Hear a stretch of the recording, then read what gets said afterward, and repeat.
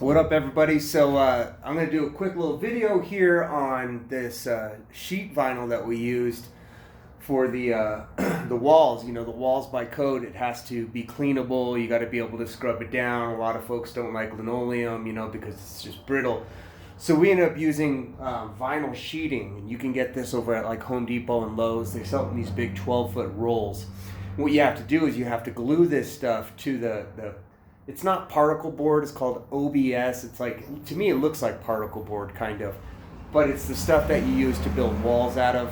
Anyways, you got to glue it to this stuff, and it has to be at a certain temp. So of course we're trying to build a food truck out in the middle of December, and so normally it would take a day for this stuff to dry. It took us 3 days for it to dry. I had to have like heaters blasting on this thing for 3 days in order to get it to dry, but it did.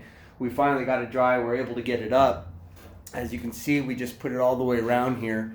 And, learning from our mistakes and just trying to get a little bit better. I think the better way to have done this, see, what we did is we cut out all this particle board or this OBS board. We cut all that out and put that board up first so that we can get ready for the electrician. Well, anyhow, the electrician, he came in, he had us take it down anyhow.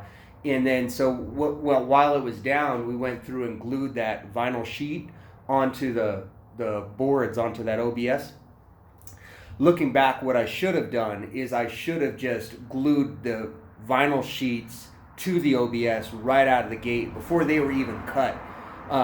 That way, when I cut them to kind of make the different cuts that we have to do, the little individual cuts on each one of these boards. That way, when I'm cutting the board, I would be cutting the vinyl and the board at the same time. See, the way I did it is I cut the board first, went back, and had to cut the vinyl, so that cost me more in labor. Looking back, I would probably just glue the whole darn thing onto those boards on the 4x8s all at once. Just do it all at once, stack them, that way it stacks all nice and neat. Let them sit there for a couple days while they dry up and glue and cure, and then go through and cut them individually to the little spots that I need. That would have been a better way to do it, but you learn as you go.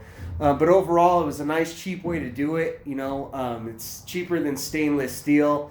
I like it. It's sturdy. We went through and glued it, and then we backed it up with mechanical. I always back my glues up with mechanical. I never let glue sit by itself. It always has to have some kind of screw making sure that stays in place, because in the mobile industry, with the vibrations and everything and the heat fluctuations, you need to back everything up. I know a lot of those contractors out there and carpenters, they'll tell you, just use glue.